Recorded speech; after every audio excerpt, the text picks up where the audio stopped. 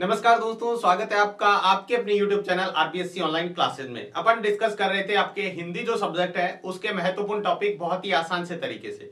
तो आज का जो हमारा टॉपिक है बहुत ही महत्वपूर्ण है आपके लिए। बहुत सारे कमेंट्स आ रहे थे, उसी के लिए आज का टॉपिक है, यानी आपके जो गद्यांश और पद्यांश दिया जाता है उसका सह प्रसंग व्याख्या कैसे करनी है, किस तरीके से अपन बहुत ही अच्छी तरीके से व्याख्या करें, किस इफेक्टिव तरीके से अपन व्याख्या करें ताकि 6 में से 6 नंबर आसानी से निकाल पाएं। तो बहुत ही ध्यान देकर आपको वीडियो पूरा देखना है ताकि आप इस 6 में से 6 नंबर किस तरह से ला सकें। तो चलिए हम बात करते हैं। व्याख्या लिखने से पहले कुछ महत्वपूर्ण बिंदु जान लेते हैं, उसके बाद में हम देखेंगे गद्यांश की व्याख्या कैसे की जाती है, पद्यांश की कैसे की जाती है, और सबसे लास्ट में हम देखेंगे कौन कौन सी व्याख्या आपके लिए इस बार की परीक्षा की दृष्टि से बहुत ज्यादा महत्वपूर्ण है। तो पूरा वीडियो ध्यान से देखिएगा, बहुत महत्वपूर्ण वीडियो होने वाला है, एक एक टॉपिक को बहुत ध्यान से डिस्कस करने वाले हैं। तो सबसे पहले हम देखते हैं हमारे गद्यांश और पद्यांश जो है उस दोनों की व्याख्या देखते हैं आपके हिंदी सब्जेक्ट की। तो यहां पर ये समझिएगा फॉर्मेट है, बहुत ध्यान से समझिएगा, अच्छे से समझिएगा, बहुत इफेक्टिव तरीके से व्याख्या आपको लिखनी है, तो ये चीज आपको समझ में आनी चाहिए। तो देखिएगा जो आपका व्याख्या दी होती है, ठीक है, व्याख्या के आपके 3 पार्ट वैसे तो होते हैं, एक सह प्रसंग, आपको प्रसंग लिखना होता है, एक व्याख्या लिखनी होती है और एक विशेष लिखना होता है। तीनों चीजें मिलाकर आपकी व्याख्या पूरी मानी जाती है। लेकिन आप चाहें तो संदर्भ अलग लिख सकते हैं और प्रसंग अलग लिख सकते हैं। संदर्भ और प्रसंग को मिला देते हैं तो सह प्रसंग बन जाता है। क्या बन जाता है? सह प्रसंग। संदर्भ और प्रसंग को मिला देते हैं तो सह प्रसंग। संदर्भ का मतलब क्या होता है? जो आपका जो पद्यांश है या गद्यांश है, आपकी किस बुक में से, कौन से चैप्टर में से, किस राइटर द्वारा लिखा गया है, वो आपको लिखना होता है। संदर्भ यानी यहाँ कहां से लिया गया है, उसका राइटर कौन है, ठीक है, वो लिखना होता है। प्रसंग का मतलब होता है इसके व्याख्या में आपको क्या बताया गया है, उसकी व्याख्या किसके बारे में, वहां पर आपको क्या है, वो जो आपको पद दिया गया, गद्यांश दिया, किसके बारे में दिया गया और उसके बारे में जो मेन बातें जो लिखी हुई है वो क्या है, ठीक है, यानी उसका ओवरव्यू आपको एक तरह से बताना है। उसके बाद में हम उसकी पूरी डिटेल बताएंगे। व्याख्या का मतलब होता क्या है, आपके अनुसार जो पद्यांश या गद्यांश दिया गया है उसके आपके अनुसार उसके विचार क्या है। जरूरी नहीं है हम बाकी गाइड है आपके पास, जो पासबुक है उसके अंदर से जो भाषा लिखी हुई है वो रटें, ऐसा बिल्कुल नहीं है। आपको जो पद्यांश दिया गया है उसका मीनिंग आपको अपने शब्दों में लिखना है, ठीक है, आपको अपने विचार जो है वो प्रकट करने हैं उसके लिए। उसके बाद में हम लिखते हैं इसका विशेष। क्या लिखते हैं? विशेष लिखते हैं। विशेष उस पद्यांश के अंदर क्या विशेष बातें हैं उसको लिखा जाता है। चलिए हम इसको डिस्कस कर लेते हैं फिर से, क्या क्या चीजें हैं ये। संदर्भ का मतलब होता है के बारे में, यानी आपको उस पद्यांश के बारे में बताना है, ठीक है। उसके बाद प्रसंग का मतलब होता है कथानक, यानी वो कहां, मतलब जो पद्यांश है, वो जो गद्यांश या पद्यांश है वो आपको जो दिया गया है वो किस बारे में है, ठीक है, उसका एक ओवरव्यू आपको लिखना होता है। व्याख्या अपने मन के विचार प्रसंगानुसार, यानी जो आपको कहा गया है प्रसंग के अनुसार, यानी आपको जो गद्यांश या पद्यांश दिया हुआ है उसके अनुसार आपको क्या करना है, अपने मन के विचार उसके अंदर लिखने हैं, ठीक है। नेक्स्ट है, उसके बाद में सबसे लास्ट में आता है भाषा, जो सॉरी प्रसंग। प्रसंग के अंदर क्या लिखा जाता है, उस पद्यांश या गद्यांश की भाषा कौन सी है, शैली कौन सी है, रस कौन से है, छंद या फिर गुण, शब्द शक्तियां कौन सी यूज करी है, अलंकार कौन से है, समास, संधि, उपसर्ग आदि आप बता सकते हैं, ठीक है। जो मेन बात हम बताते हैं वो उसकी भाषा कौन सी है, ठीक है, ये बता देते हैं। उसकी शैली कौन सी है, ज्यादातर हम जो अलंकार उसके अंदर कुछ यूज हुए हैं तो वो हम डिस्कस करके देख कर उसके अंदर से पहचान कर लिख सकते हैं, ठीक है। तो ये हमारे विशेष के अंदर लिखे जाते हैं। 2-3 पॉइंट, आप कम से कम 2 पॉइंट जरूर लिखें विशेष के अंदर।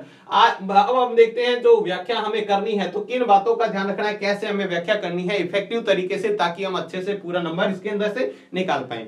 आपको एक पहले पद्यांश दिया हुआ है, आपकी पाठ्य पुस्तक का ही पद्यांश है, उसका हमें किस तरह से सह प्रसंग लिखना है। आप चाहें तो दोनों प्रसंग और जो संदर्भ है दोनों साथ में लिखें, ठीक है, ज्यादा नंबर का है नहीं तो दोनों साथ में लिखे, कोई दिक्कत नहीं है, हमने यहाँ साथ में ही किया है डिस्कस। चाहे तो आप आगे अलग अलग भी लिख सकते हैं। तो आपको यहाँ पर एक पद्यांश दिया गया, पद्य दिया गया है। बादल गरजो घेर घेर घोर गगन, धाराधर ओ, ललित ललित काले घुंघराले, बाल कल्पना के से पाले, विद्युत छवि उर में, कवि नंदजीवन वाले, वज्र छिपा नूतन कविता, फिर भर दो बादल गरजो, ठीक है। ये जो एक कविता के आपका पोर्शन लिया गया है, ठीक है, इसका आपको ये बताना है। सबसे पहले तो अपन इसकी बात कर लेते हैं प्रसंग की, ठीक है, और फिर हम बात करेंगे इसके व्याख्या की। तो प्रसंग क्या है? सबसे पहले प्रस्तुत पद्यांश हमारी पाठ्य पुस्तक क्षितिज भाग 2 के काव्य खंड की रचना उत्साह से लिया गया है। ये आपको लिखना है। सबसे पहले आपको लिखना है कौन सी पुस्तक से आपसे लिए गए, तो हमारी एक पुस्तक है जिसका नाम है क्षितिज भाग 2, ठीक है, भाग 2 के काव्य खंड से। उसके भाग कौन से, एक आपका काव्य खंड है और दूसरा कौन सा है, गद्य खंड। तो काव्य खंड के जो रचना है आपका पाठ का है उत्साह, उससे लिया गया है। उत्साह जो कविता है उससे लिया गया है, से लिया गया है। इसके रचयिता, उसके रचयिता कौन है, उसके रचयिता हैं सूर्यकांत त्रिपाठी निराला है। उसके रचयिता कौन है, सूर्यकांत त्रिपाठी निराला है। और इसके प्रसंग की बात करें, मतलब इसका पूरा अभी तक तो ये एक संदर्भ हुआ है, प्रसंग भी इसके साथ में। इस पद्यांश में कवि बादलों को बरसने के कहता है। इस पद्यांश में कवि क्या कह रहा है, बादलों को बरसने के लिए कह रहा है, क्योंकि बादल नई चेतना, नए अंकुर और नए जन्म देते हैं, अंकुर को जन्म देते हैं, ठीक है। इसलिए वो कवि है उसको बादलों को क्या कह रहा है, बरसने को कह रहा है इस पद्यांश के अंदर। तो हमें ये समझ में आ गया, यानी जो हमें पद्यांश दिया हुआ है उसमें किसके बारे में बात की गई है वो हमें लिखना है। सबसे पहले ये लिखना है कि ये कौन सी पुस्तक है, कौन से पाठ से, और उसका कवि मतलब उसका रचयिता कौन है, ये हमें लिखना है। उसके बाद में हमें लिखना है इस पद्यांश के बारे में लिखना है, ठीक है, 1-2 लाइन, और फिर हमें व्याख्या करनी है। तो व्याख्या देखिएगा आपको क्या करना है, व्याख्या का पहले आपको जो आपको पद्यांश या गद्यांश दिया उसको अच्छे से पढ़े, ठीक है, फिर अपने मन के विचार उसके अंदर लिख दें, ठीक है। तो देखिएगा यहाँ पर दिया है बादल गरजो, यानी कवि क्या कह रहा है, एक बहुत ही अच्छे वातावरण की यहाँ पर क्या कर रहा है, जो बता रहा है, वातावरण के अच्छे की क्या कर रहा है, वर्णन कर रहा है, बता रहा है। तो बादल गरजो कह रहा है, बादल गरजो और इतने जोर से गरजो, मूसलाधार बारिश हो, बहुत तेज बारिश हो, इतने अच्छे से गरजो, ठीक है। घेर घेर गोर गगन को, मतलब पूरे जो घेर घेर मतलब पूरे आसमान को घेर कर, पूरे आसमान को घेर कर, धाराधर मतलब होता है बादल, धाराधर मतलब बादल, ओ धाराधर ओ, पूरे आसमान को घेर कर बहुत तेजी से बरसो, बहुत ज्यादा घने रूप में क्या करो, बरसो, ठीक है। उसके बाद में ललित ललित काले घुंघराले, मतलब वो कह रहा है, ललित का मतलब होता है सुंदर। तो वो क्या कहता है, एक उसकी बादलों की तुलना कर रहा है एक बालक से, यानी आप एक बालक यानी बच्चे के समान हो जिसके काले घुंघरालू बाल हैं, जिसके कैसे काले घुंघरालू बाल हैं। ये सुंदर मतलब उसको कह रहा है, ललित ललित मतलब बहुत सुंदर सुंदर जो बादल हैं, आप बहुत तेजी से क्या करो, जो काले घुंघराले हैं, ठीक है, उनकी तुलना कर रहा है, काले घुंघराले जो बच्चे से तुलना कर रहा है कि आप जो काले घुंघराले वाले बादल है बहुत तेजी से गरजो और बरसो।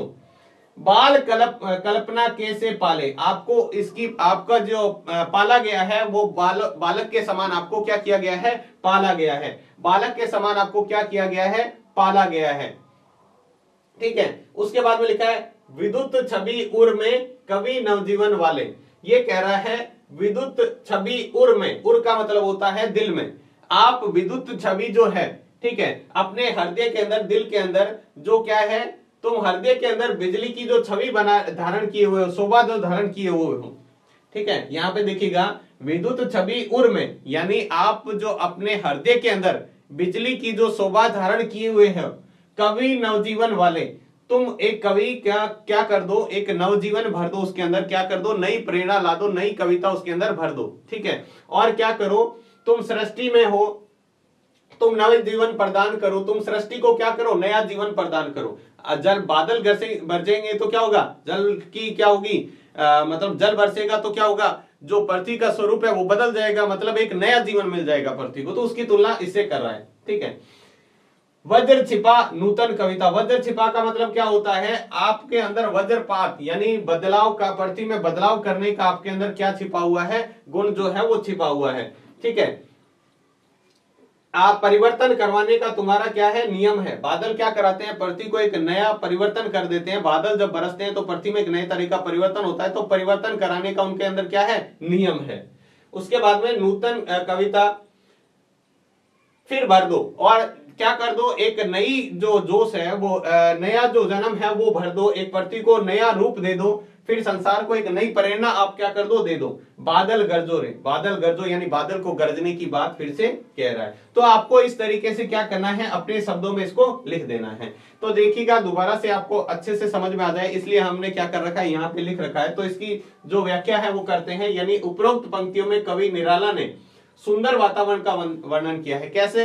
जो बहुत अच्छा वातावरण है उसका वर्णन किया है इस पैराग्राफ के अंदर, इस जो पद्य भाग दिया गया है इसके अंदर। कवि बादल को संबोधित करते हुए कहता है, बादल को संबोधित करते हुए कहता है कि हे बादल तुम गरजो, तुम जोर से गरजो, समस्त आकाश को घेर घेर कर मूसलाधार वर्षा करो, पूरे आकाश को घेर कर बहुत तेजी से वर्षा करो। हे बादल तुम अत्यंत सुंदर हो, तुम बहुत सुंदर हो, तुम्हारा स्वरूप छोटे बालक के समान है, जिसके सर पर काले घुंघरालू बाल हैं। जिसके सर पर क्या है? काले घुंघरालू बाल हैं, उस बालक के समान हो। यहाँ बादलों का मानवीकरण किया गया, मतलब बादलों की तुलना मानव से की गई है। कवि कहते हैं कि ओ काले रंग के सुंदर सुंदर घुंघराले बादल, तुम पूरे आसमान को घेर कर जोर ढंग से गर्जना करो, मतलब जोर जोर जोर से क्या करो? गरजो।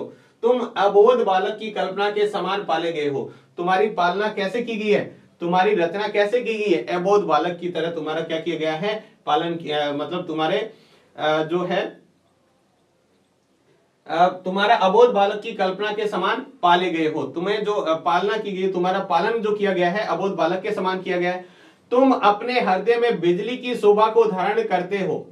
ठीक है, तुम अपने अंदर, बादल जब आपस में टकराते हैं तो क्या होता है? बिजली चमकती है। तो वो कह रहा है, लिखा ना, विद्युत उबी उर में, तो यही मतलब है इसका। देखो, तुम अपने हृदय में बिजली की शोभा धारण करे हो, तुम नवीन सृष्टि वाले हो, तुम नई सृष्टि वाले हो, तुम नवीन सृष्टि वाले हो, तुम जल रूपी नवीन प्रदान कर जल जीवन नवीन जीवन प्रदान करते हो। तुम्हारे अंदर वज्रपात की शक्ति छिपी है। वज्रपात का मतलब होता है परिवर्तन की, परिवर्तन करवाना ही तुम्हारा नियम है। तुम मेरे हृदय में नई कविता को जन्म दो। तुम कवि कह रहा है मेरे हृदय में नई कविता को जन्म दो और संसार को फिर से नई प्रेरणा से भर दो। हे बादल तुम गरजो। यहाँ बादल के माध्यम से कवि क्या कह रहा है? नवयुवकों में उत्साह का संचार करते हैं, मतलब बादलों के माध्यम से जो नवयुवक हैं उनके अंदर उत्साह भरने की कोशिश यहाँ पर इस पैराग्राफ में की गई है। अब इसके अंदर विशेष क्या है? दो बातें आपको कम से कम 2 पॉइंट विशेष के लिखना है। पहला तो ये, कवि द्वारा बादलों का सकारात्मक दृष्टिकोण व्यक्त किया गया है, मतलब बादल को एक पॉजिटिव पॉइंट लेकर आपको क्या किया गया? एक दृष्टिकोण आपको बताया गया है। और बादल को किसके रूप में माना गया? पौरुष और क्रांति का प्रतीक बताया गया है। पौरुष यानी सूर्य और क्रांति का प्रतीक बताया गया है। पद्यांश में प्रयुक्त भाषा खड़ी बोली और उपमा अलंकार का प्रयोग किया गया है। जो अलंकार है वो उपमा अलंकार का प्रयोग किया गया है। और पद्यांश में प्रयुक्त भाषा कौन सी है? खड़ी बोली का यूज किया गया है। तो ये है, इस तरीके से हम क्या कर सकते हैं? किसी भी पद्यांश की व्याख्या करते हुए हमें इन बातों का अच्छे से ध्यान रखना है। नेक्स्ट हम बात करते हैं इसके गद्यांश की। अगर आपको कोई गद्यांश दिया जाए तो उसकी व्याख्या हमें कैसे करनी है? ठीक है, तो वो गद्यांश की व्याख्या इजी होती है थोड़ी सी, क्योंकि उसमें लैंग्वेज होती है। पद्यांश में थोड़ा सा मुश्किल होता है। हमें करना क्या है? जो चैप्टर आपको बताए गए हैं, कम से कम अगर आपने अच्छे से पढ़ रखे तो सारों का आपको क्या करना है? आपके पास जो भी गाइड है उससे आपको ट्रांसलेट कर लेना है, जल्दी जल्दी पढ़ लेना है उसको। जैसे एक आपने पद्यांश पढ़ा, ठीक है, उसका अच्छे से आपने अनुवाद देख लिया अच्छे से। इस तरह से आप चैप्टर को जल्दी जल्दी रिवाइज कर दो ताकि सारे पद्यांश वाले ज्यादा दिक्कत ना करें। और आपको ये अच्छे से पहचान होनी चाहिए कि ये कौन से चैप्टर में से लिया गया है और इसका राइटर कौन है, वो आपको बहुत अच्छे से ध्यान में रखना है। चलिए हमें एक और गद्यांश दिया गया है, ठीक है, इसकी भी हमें व्याख्या करनी है। तो देखो, पढ़ने लिखने में समय कोई बात ऐसी नहीं जिसे अनर्थ हो सके। ठीक है, अनर्थ का बीज उसमें हरगिज नहीं, अनर्थ पुरुषों में भी होते हैं। अनपढ़ों और पढ़े लिखे दोनों से अनर्थ दुराचार और पापाचार के कारण और ही होते हैं, और वे व्यक्ति विशेष का चाल चलन देखकर न जाने भी जा सकते हैं। अतएव स्त्रियों का अवश्य पढ़ना आवश्यक है। तो हमें यहाँ पर पढ़ना स्त्रियों का पढ़ना आवश्यक है। इससे हमें पता चल रहा है कि स्त्री शिक्षा का जो चैप्टर है उससे लिया गया है।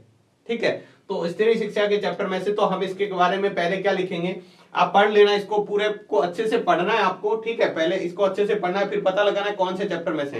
तो हम यहाँ पर इसका लिख लेते हैं प्रसंग, सह प्रसंग यहाँ पर लिखना है। प्रस्तुत गद्यांश, यहाँ पर पद्यांश था, यहाँ पर गद्यांश, ये भी अच्छे से ध्यान रखना है। हमारी पाठ्य पुस्तक क्षितिज 2 के पाठ स्त्री शिक्षा के विरोधी कुतर्कों का खंडन से लिया गया है। स्त्री शिक्षा का विरोधी जो है उसी से लिया गया है, ये नहीं है, कुतर्कों का खंडन से लिया गया है, मतलब लिया गया है। इसके रचिता महावीर प्रसाद द्विवेदी हैं। इसके रचिता कौन है? महावीर प्रसाद द्विवेदी हैं। लेखक शिक्षा का महत्व बताते हुए, अब यहाँ पे देखिएगा, अब इस जो आपको गद्यांश दिया गया इसके बारे में लिखा है। लेखक शिक्षा का महत्व बताते हुए कहता है कि शिक्षा प्राप्त करना सभी के लिए आवश्यक है। एवं अनिवार्य होना चाहिए। शिक्षा का सभी के लिए क्या होना चाहिए, आवश्यक और अनिवार्य होना चाहिए, चाहे वो लड़का हो चाहे लड़की हो। शिक्षा कभी भी किसी गलत कार्य करने को प्रेरित नहीं करती है। शिक्षा कभी भी आपको यह प्रेरित नहीं करती है कि आप कोई गलत कार्य करो। तो देखिएगा यहाँ पर क्या दिया है, गद्यांश बहुत इजी होता है। देखिए, पढ़ने लिखने में समय कोई बात ऐसी नहीं जिससे अनर्थ हो। पढ़ने लिखने से, ज्ञान प्राप्त करने से कभी भी ऐसा नहीं होता है कि उससे अनर्थ हो। पढ़ने लिखने से कभी भी कोई ज्ञान प्राप्त करने से अनर्थ नहीं होता है। अनर्थ का बीज उसमें हरगिज नहीं। ज्ञान में प्राप्त करने में, शिक्षा प्राप्त करने में कोई भी अनर्थ नहीं है, कुछ भी अनर्थ नहीं है। अनर्थ पुरुषों में भी होते हैं, अनर्थ पुरुषों में भी हो सकते हैं, स्त्री पुरुष दोनों में भी हो सकते हैं, और चाहे पुरुष में भी हो सकता है। अनपढ़ों और पढ़े लिखे दोनों से ही अनर्थ है, वो पढ़े लिखों से भी हो सकता है और अनपढ़ से भी हो सकता है। अनर्थ दुराचार और पापाचार के कारण और ही होते हैं। अनर्थ किसके कारण होता है, अनर्थ आपके दुराचार के कारण। अनर्थ और दुराचार और जो पाप है, अनर्थ हो गया, कुकर्म हो गया, दुराचार जो हो गया, वो किसके कारण होते हैं, कारण और ही होते हैं। शिक्षा इसका कारण बिल्कुल नहीं है, पढ़ने लिखना इसका कारण बिल्कुल नहीं है। इसके कारण क्या होते हैं, वे व्यक्ति विशेष का चाल चलन देखकर जाने भी जा सकते हैं। वो अनर्थ जो है उनका कारण है व्यक्ति का चाल चलन कैसा है, उसका व्यवहार कैसा है, उसके द्वारा उसको क्या है, उसका चाल चलन देखकर ही हम बता सकते हैं कि ये व्यक्ति क्या है, इसके अंदर अनर्थ हो सकता है इसके। अतएव स्त्रियों की शिक्षा अवश्य ही बढ़ाना चाहिए, स्त्रियों को अवश्य ही पढ़ाना चाहिए। स्त्रियों को बहुत पढ़ाना बहुत ही आवश्यक है। जो लोग यह कहते हैं कि पुराने जमाने में यहाँ स्त्रियां न पढ़ती लिखती थी अथवा उन्हें पढ़ने का मुनानियत थी, वे या तो इतिहास के अभिज्ञाता नहीं रखते या फिर जानबूझकर लोगों को धोखा देते हैं। यानी कुछ लोग तर्क देते हैं, लोगों को ये कहते हैं कि इतिहास में, मतलब पुराने जमाने में पहले तो स्त्रियों को नहीं पढ़ाया जाता था। तो ऐसा ये है कि ना, या ये तो वो लोग हो सकते हैं जो स्त्रियों को पढ़ाने से मना करते हैं, वो लोग हो सकते हैं जो या तो इतिहास को अच्छे से नहीं जानते हैं और या फिर जानबूझकर लोगों को धोखे में रखना चाहते हैं कि स्त्रियों को नहीं पढ़ाना चाहिए, स्त्रियों को नहीं पढ़ाना चाहिए। ठीक है, समाज की दृष्टि में ऐसे लोग दंडनीय हैं। ऐसे जो समाज में ऐसे लोग हैं वो दंडनीय हैं, उनको क्या मिलना चाहिए, दंड मिलना चाहिए, उनको सजा मिलनी चाहिए, जो ऐसा करने के लिए प्रेरित करते हैं दूसरे लोगों को या स्त्रियों को शिक्षा को क्या करते हैं, मना करते हैं। क्योंकि स्त्री को निरक्षर रखने का उपदेश देना समाज का अपकार और अपराध है।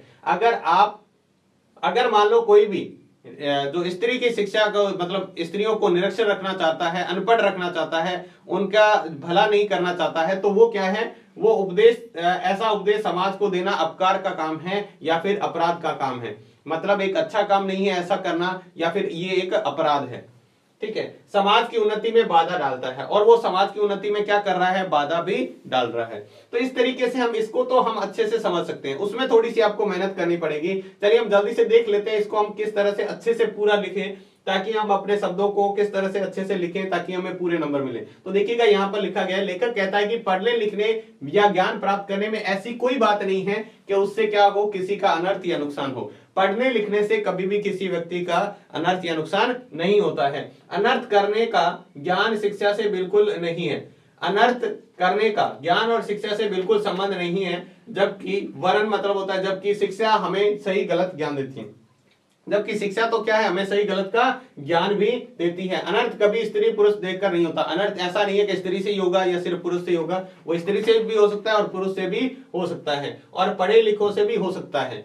अनर्थ के लिए हम शिक्षा को दोषी नहीं मान सकते। अनर्थ को हम ये नहीं कह सकते कि अनर्थ का कारण शिक्षा है।